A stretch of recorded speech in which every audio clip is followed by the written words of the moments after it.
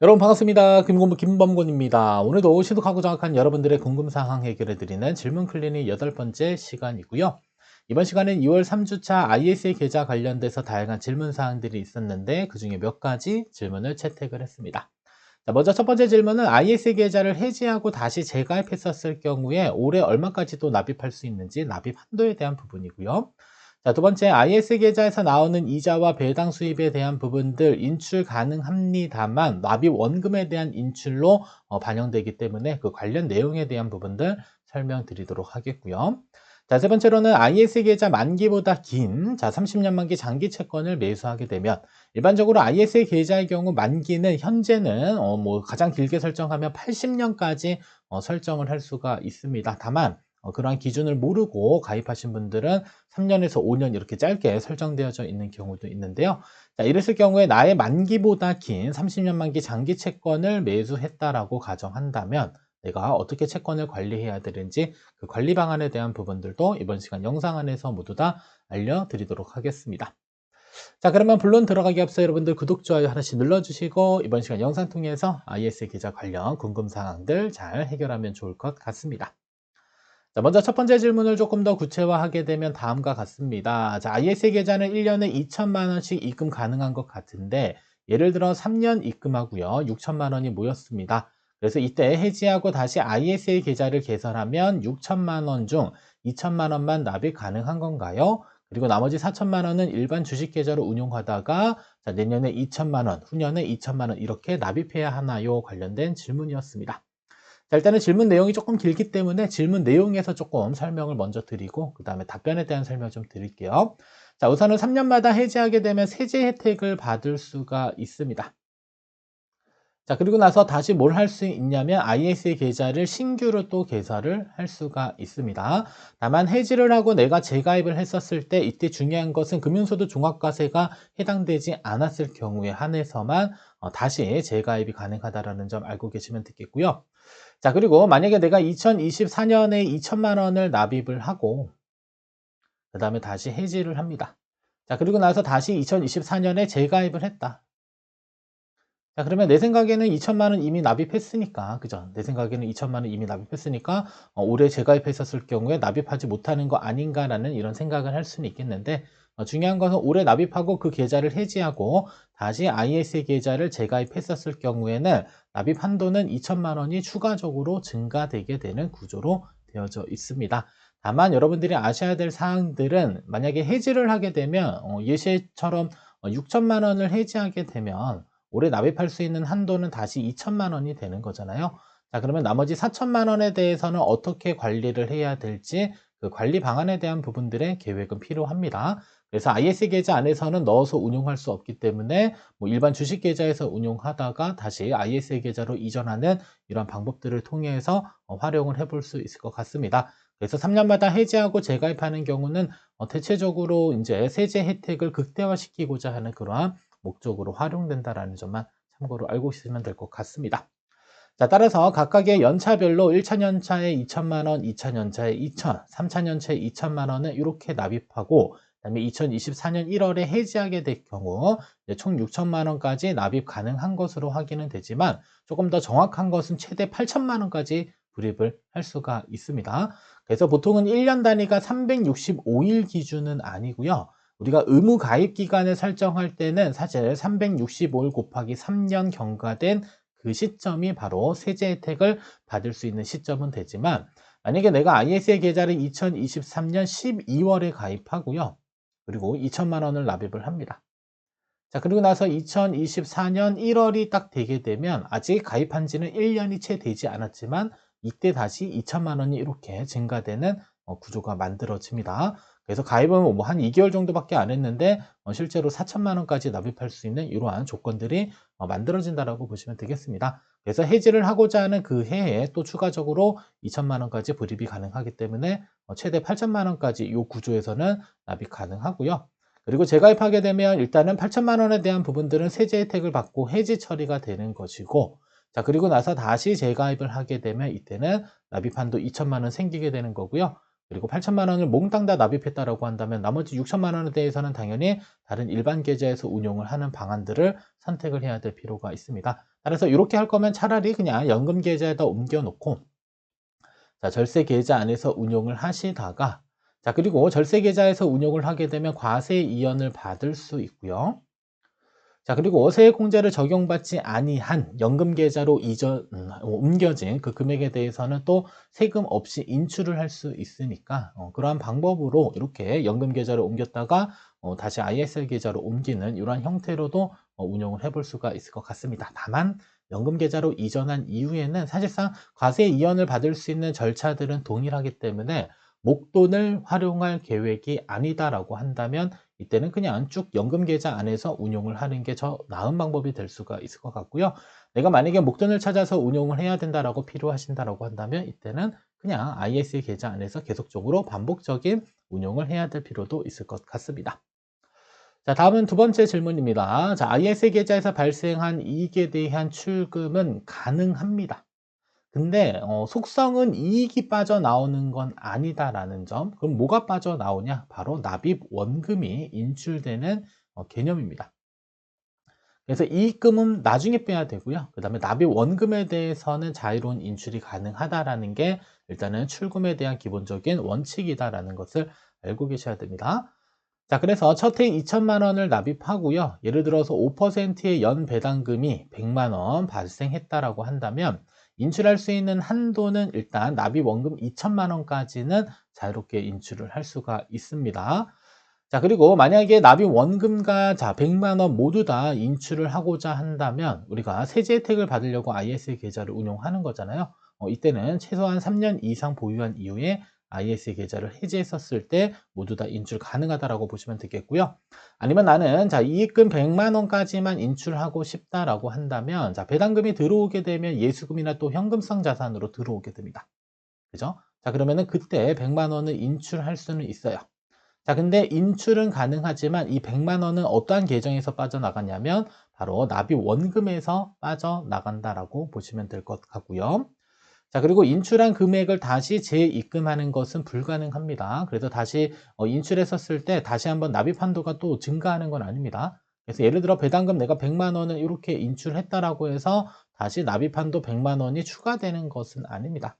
그래서 이익을 뺄 수는 있지만 결론적으로는 이익이 빠져나가는 게 아니라 여러분들이 납입한 납입 원금에 대한 인출로 보셔야 되겠고요.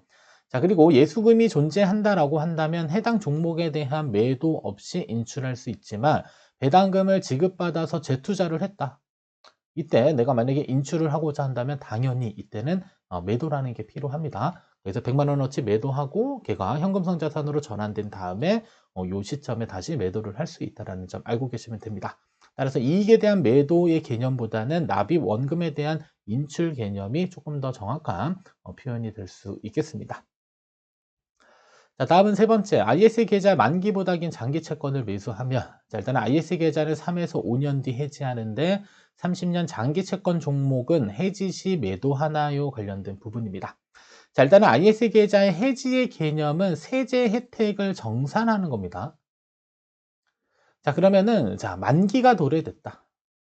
자, 만기가 도래된다. 자, 이러면 만기가 도래된 시점 그 이전에 그죠? 만기가 도래된 시점 그 이전에 발생된 이익과 그 다음에 손실은 상계 처리가 됩니다. 그래서 이때 발생된 순이익에 대해서 일정 부분 200만 원 또는 400만 원까지는 비과세되는 거고요. 자, 그리고 비과세 한도 초과분에 대해서는 9.9%로 과세가 되는데 자, 일단은 30년 만기 채권의 만기는 일단 30년이기는 합니다만 중간에 여러분들이 마음대로 매도를 할 수도 있습니다.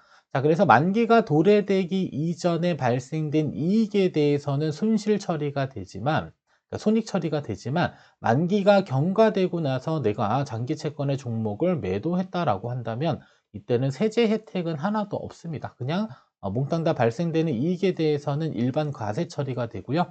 다만 채권의 경우는 매매 차익에 대해서는 비과세가 받기 때문에 중간중간에 지급받는 이자 금액에 대해서는 어떻게 보면 세제 혜택 없이 일반 과세 적용받게 된다고 보시면 되겠습니다. 따라서 일반 과세 적용하게 되면 금융소득 종합과세와 그 다음에 건강보험료 과세대상 소득에 포함될 수 있는 부분들이 있기 때문에 만기 이전에 30년 만기 장기 채권 어떻게 관리를 해야 되는지 관리 방법에 대한 부분들을 조금 더 신경을 쓰셔야 됩니다. 자, 그러면 우리가 장기 채권을 투자했었을 때 발생될 수 있는 이익은 자, 채권 이자 수입에 대한 부분과 채권 매매 차익에 대한 부분입니다. 자, 다만 여기서 말하는 장기 채권은 ETF를 의미하는 것은 아닙니다. 일반적인 장내 채권을 의미를 하고 있다는 점 알고 계시면 되겠고요. 그리고 ETF 안에서도 이제 만기 매칭 채권들은 관련 내용과 동일하게 적용되겠지만 일반적인 채권의 경우, 그러니까 ETF의 편입되어져 있는 기초자산이 채권인 종목들은 해당 내용과는 차이는 없습니다. 아무런 관련 없다라는 점 참고로 알고 계셔야 됩니다. 자, 따라서 일반적인 채권을 우리가 매수하게 되면 채권의 이자 수입이 붙습니다. 그래서 표면이율이 반영이 돼서 이자를 지급하는데 이자는 언제 지급되는지는 이자 지급일이 있습니다. 어떤 채권들은 뭐 3개월마다 지급되는 경우 있고요. 어떤 채권들은 뭐 6개월마다 이렇게 지급되는 경우가 있기 때문에 이자 지급일에 이자가 지급이 되고 자, 그리고 ISA 계좌 안에서 발생되는 이자이기 때문에 과세에 이연이 됩니다. 아직은 세금이 없다라는 것.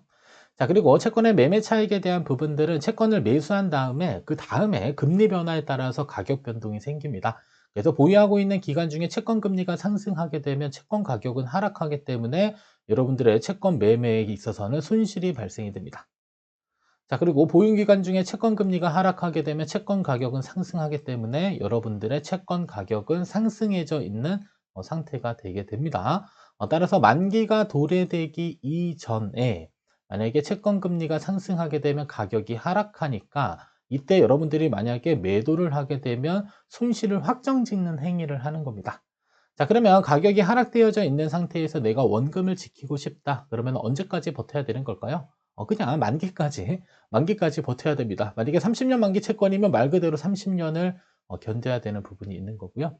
자, 반대로 채권 금리가 하락하게 되면 채권 가격은 상승하기 때문에 이때는 매도하게 되면 뭘 얻는 거죠? 채권의 매매 차익을 이익으로 중간에 가져갈 수 있는 구조가 만들어집니다. 따라서 보유기간 동안은 지속적으로 이자를 받다가 자, 그리고 보유기간 중에 채권 금리가 하락했었을 때 가격 상승에 따른 이익을 취할 수 있는 구조가 가장 베스트이기는 하지만 그것을 언제까지 여러분들이 체크를 해야 될까요? 만기 이전에 체크를 하셔야 됩니다. 자, 따라서 IS 계좌 만기 이전에 이자 지급을 받고 있는 도중에 금리가 하락하면 나에게 가장 좋은 겁니다. 이때는 그냥 쿨하게 매도를 하게 되면요. 그리고 나서 IS 계좌 해지하게 되면 세제 혜택 보는 거고요. 자, 그리고 IS 계좌 만기 이전에 이자는 지급받고 있는데 금리가 상승해버렸다. 그러면 채권 가격은 떨어지겠죠. 그래서 실질적으로 내가 지급받은 이자와 그 다음에 손실난 부분들을 한 번쯤은 비교를 해야 됩니다. 그래서 이자가 더 크다. 그리고 나는 만기 이전에 반드시 해지를 해야 될 수밖에 없는 상황이다. 그럼 매도를 고려하는 거고요. 그다음에 아니면 이자가 더 작다. 손실이 더 크다라는 개념이겠죠. 이때는 ISA 계좌 만기 연장 자체를 고려해서 만기 연장한 다음에 장기간 보유하면서 다시 한번 노려보는 거죠. 자, 이자 지급받은 것과 그 다음에 채권이 어느 정도 이익이 발생될 때까지는 버텼다가 그 시점에 그냥 매도하시고 그 다음에 다시 해지 신청해가지고 납입 원금과 이익에 대한 부분들을 모두 다 인출할 수 있는 방법으로 만들 수가 있습니다. 따라서 장기 채권이라고 해서 만기까지 무조건 갖고 있어야 되냐? 그것은 아닙니다. 그래서 중간중간에 지급받은 이자와 그 다음에 매매 차익과 매매 차손을 한번 비교해 봐서 중간 시점에 어느 시점에 청산을 해야 되는지 그 청산 시점에 대한 부분들도 한 번쯤은 여러분들이 기준점을 가지고 있다 본다면 어느 정도 관리를 조금 더 수월하게 할 수 있지 않을까라는 생각을 해볼 수가 있습니다. 자, 다음은 네 번째 질문입니다. 자, IS 계좌 만기 자금은 도대체 언제 이전해야 소득공제 적용될까요? 라는 부분입니다. 자, IS 계좌 의무 보유 기간이 지나게 되면 그리고 2024년 12월에 만기 자금을 연금 계좌로 이전해도 세액공제 적용이 가능할까? 일단 정답은 자, 세액공제 적용받는 것은 그냥 12월 달 올해 안에만 이전되면 됩니다. 그리고 자, 펀드 또는 주식 거래하지 않고 현금만 입금해도 될까요? 자, 계좌 안에 그냥 현금만 입금되면 납입 금액으로 인정이 됩니다. 자, 그리고 연금저축에 입금한 세액공제 받지 않은 납입액은 도대체 언제 인출 가능할까요? 다음 연도 7월 이후에 가능할 것으로 예상이 됩니다. 자, 따라서 일단 세액공제를 적용받고자 한다면 2024년 안으로만 이전하게 되면 세액공제 적용받을 수 있는데 자, IRP 계좌의 경우는 입금 처리되는 기간이 별도로 설정이 되어져 있습니다. 그래서 금융회사에 반드시 문의를 하셔야 됩니다. 그래서 연금저축은 그냥 이 12월 31일 안에만 들어오면 되는데 IRP 계좌의 경우는 입금 처리되는 기간이 있다라는 점 참고로 보시면 되겠고, 그리고 이러한 만기 자금이 연금 계좌로 이전됐었을 때 소득공제가 적용되는 기준에 대한 부분들 회사마다 조금씩 다를 수 있기 때문에 관련 회사에 언제까지 입금을 했었을 때 소득공제 처리가 가능한지는 문의하시고 진행을 하는 게 좋은 방법이 될 수가 있습니다. 자, 그리고 세액공제를 적용받지 않은 납입액에 대한 인출은요, 다음 연도 7월 이후에 가능할 것으로 보여집니다. 왜냐하면 세액공제를 받지 않았다라는 그 내용이 확정된 시점에 자금에 대한 인출이 가능하다라는 점 알고 계셔야 되겠고요. 자, 그리고 ISA 계좌 만기 자금도 마찬가지로 별도의 만기 자금 이적용 연금 계좌에다가 옮겨 놓는 게 관리 차원에서 조금 더 수월할 것 같고요. 그리고 인출 이전에 세액공제 미적용 금액으로 확인해야지 그 다음에 인출을 할 수가 있습니다. 그래서 내가 연금 계좌로 이전한 다음에 ISA 계좌에 납입 내역을 조회할 수 있습니다. ISA 계좌가 아니라 연금 계좌에 납입 내역을 조회를 할 수가 있습니다. 그래서 납입 내역을 먼저 조회 한번 해보시고, 그리고 세액공제 받은 것과 받지 않은 금액이 명확하게 구분된 이후에 세액공제를 받지 않은 납입액을 인출하셔야지 세금 없이 인출할 수 있는 것이고요. 자, 만약에 확인이 안 된다라고 한다면 연금보험료 등 소득세 공제 확인서를 발급받아 제출해야 되는데, 직전 연도 거 2023년 기준에 소득공제와 세액공제를 적용받은 납입액에 대한 확정은 2024년 7월 서류를 발급받을 수 있다라고 합니다. 그래서 생각보다 돈을 빨리 빼는 건 어려울 수 있다는 점 참고로 알고 계시면 좋을 것 같습니다. 자, 여기까지 시청해 주셔서 감사하고요. 여러분들 궁금사항들 많이 남겨주시게 되면 조금 늦더라도 모든 내용들 영상 통해서 모두 다 답변 드리도록 하겠습니다. 자, 그러면 이번 시간 영상은 여기서 모두 마치도록 하겠습니다.